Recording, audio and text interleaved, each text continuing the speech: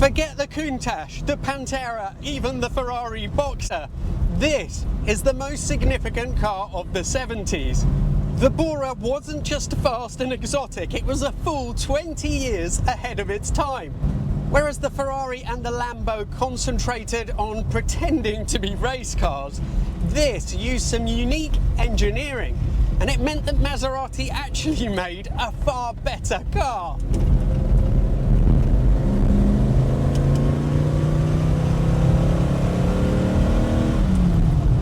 And yet, they hardly sold any. So what went wrong?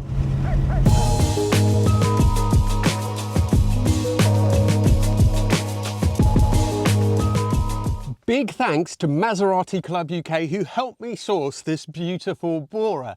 They are the oldest Maserati owners club in the world, and they are affiliated with Maserati in Italy itself.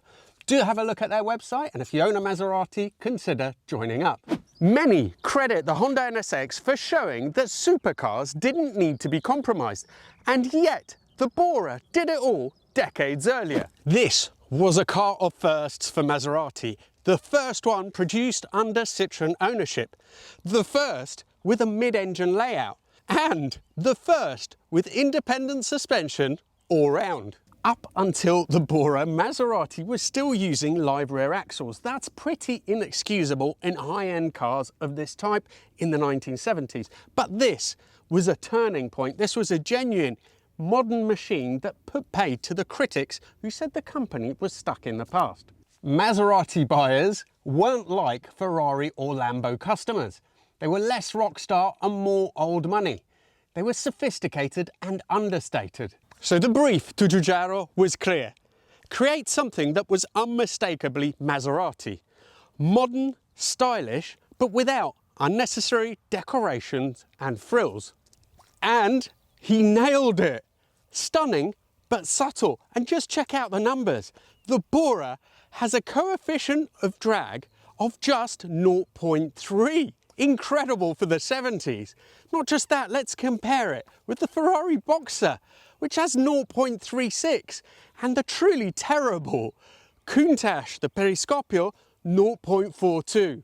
One of the most distinctive features?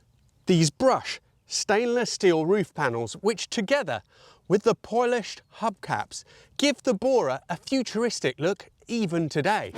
Engines were definitely one area where Maserati was not behind the times, so the existing V8 from the Ghibli was used. The engine has 4 double-barrel carbs, twin overhead camshafts per bank, all alloy construction. That means that in the 4.7 it puts out over 300 horsepower, and in the 4.9, 320. Enough to fire the slippery body through the air at 168 miles an hour for the 4.7 or 178 for the 4.9. But raw power isn't the real story. The true genius of the Bora was in how usable it was. It was the first supercar that actually thought about the driver. It had a proper front boot. No token luggage space here, but something that you could genuinely use. To cut down on vibration, it had a rubber-mounted rear subframe and a double-skinned window between the engine and the driver's compartment. That's right, double glazing in a supercar from the 1970s.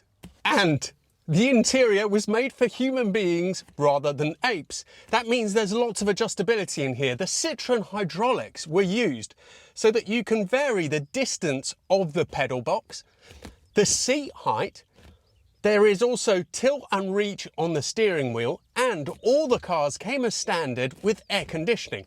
All stuff which was pretty much unheard of in an Italian supercar of this era. Let's take it out and see what all this means on the road, and we'll also check out how expensive they are to buy and what's on the market right now.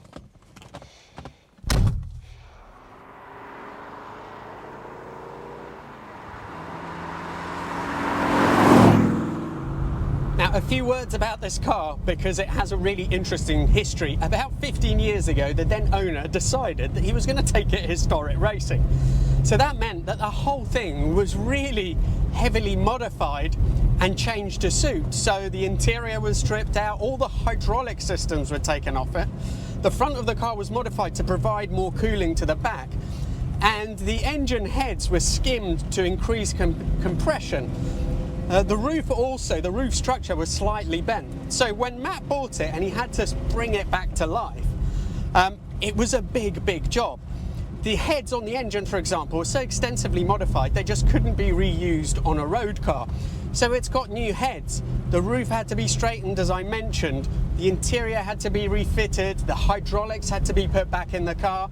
McGraths did all that work, and I think that we can agree that they did a fantastic job. I'm no Bora expert, but this car to me just looks spot on. It doesn't feel over restored, so there's still signs of patina on it, but everything works well. The interior is just glorious, and yeah, I absolutely love it. Now, if there's one area where Boras had been criticised, it's in that they were too heavy. I think figures change, but more or less we can say it weighed at least 1,600 kilos, which is a lot.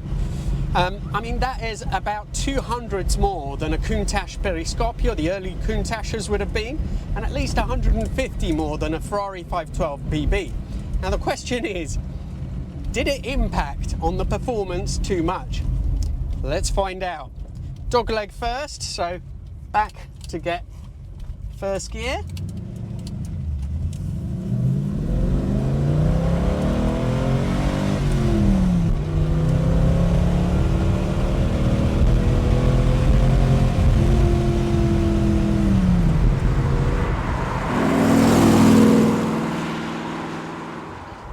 There's so much torque there that when you change up from second to third, third to fourth, it gives you a real kick in the back. The throttle pedal is actually quite stiff and it's long travel, so you have to make sure you're pressing it all the way to the bottom, because just earlier in first gear I thought I had it all the way and then it went down another centimetre.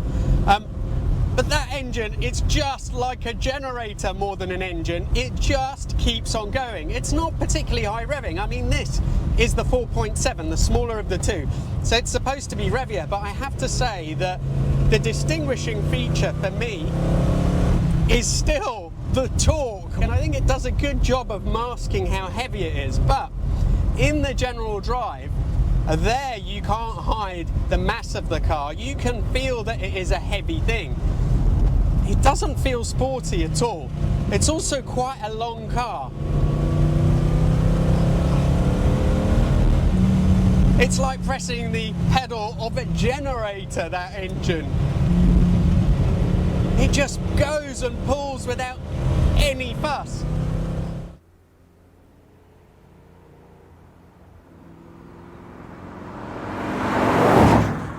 So as I was saying, this is actually quite a long car. It's not that much shorter than any modern cars, but it's quite narrow at the front. And the way it goes, that does come through. It doesn't give you much sense of agility or that this wants to play. It feels like a very pure GT. But that is where it excels. Driving position, as you'd expect, is much better than on its other Italian brethren. On my own Pantera, I'm actually going to have to lower the floor to get it to fit, because my left knee is so high up I can't even use the indicator. No such problems on this. With the pedal box as far forward as it will go, I've got plenty of room, and the only thing that you notice is that the wheel is slightly sort of this side of the wheel, the left side of the wheel is slightly tilted up towards you. So it's something that's a little bit unnerving initially, but you just get used to it. And the fact there's so much adjustability in there really comes into its own in these sorts of situations. I'm going to be interested to see what it's like on these tighter corners, which aren't really its chosen territory. So just keep it in second gear. The gears are quite long on this. And it's better than I thought. It never truly disguises its mass, but it's really neutral. The steering's very, very sweet as well. I think when you're on wider, more open corners, a little bit like this one, although that's probably a bit too tight as well, it just works better. And as I said before, it doesn't lean as much as you might think. But let's just take it through the gears again, because that engine just kind of puts me in awe of it. This is the 4.7, so it's slightly lower on power than the than the 4.9.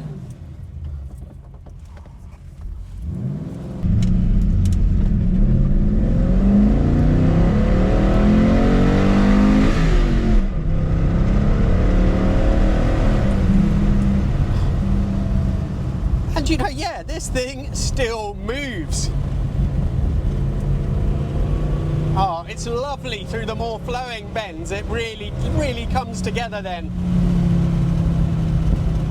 But I don't think it, you know, it doesn't disgrace itself on these tighter corners either.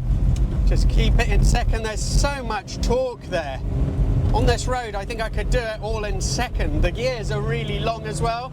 Oh, yes. What a machine. The ZF gearbox, which I think is the same as the one I have on my Pantera, isn't actually the easiest to use. It's a little bit stiff, it's quite recalcitrant, and you have to know where the gears are. It doesn't come natural. These seats look fantastic, but I'm not actually sure how comfortable they would be in the long run. For me, it's a little bit too tilted back. You can use the hydraulics to raise it a little bit, but it still doesn't work that well for me, I think. The rest of the interior for an Italian car of the 70s isn't too bad. All the switchgear is pretty easy to reach, quite obvious. The heating controls are here, aircon here. Haven't been able to get that to work today, but they were pretty poor back in the day as well.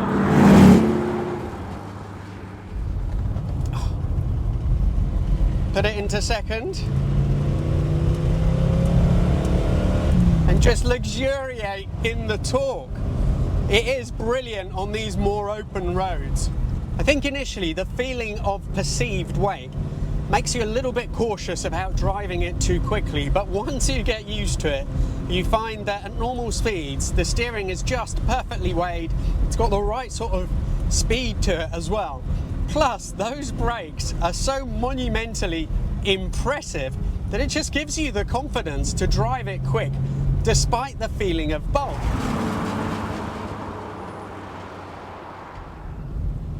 Only 564 were ever produced, so if you wanted to buy one today, they're not cheap. Realistic starting price is around 100,000 to 200,000 for a really good sorted car. At the moment in the UK, there's something for 105, which seems to have had a restoration, although I would check it thoroughly at that price before going ahead. There is also a project car in the US for £35,000, but I would always advise against that because it's going to end up costing you more to do that car up than to buy one that's really good in the first place. That one does look a little bit rough, but I guess if you're lacking funds and you can do a lot of the work yourself, well then maybe that could be a possibility. You also have to be careful when you're buying the American cars because the front end just isn't as pretty. That lovely delicate grille that the European cars have has been replaced by a weird lower panel and then big indicators which just don't suit it as much. Now, I myself own a Pantera, so I'm not saying that there's no place for the more traditional Italian supercar of the 70s, but there's no denying that they were compromised. This took the mid-engine concept and made it usable way before the NSX did, and for that I think it needs to be recognised. Now, if you want to have a look at a more traditional Maserati, I did a Ghibli, which is the car that came before this, a couple of years ago, so check out the video. That was one of the last of the old style Maseratis. Now, a huge thanks to Maserati Club UK and to Matt, who owns this one, for coming down and making yet another dream come true. I love the way that the Bora looks, and I just adored being able to drive this today. It hasn't disappointed at all.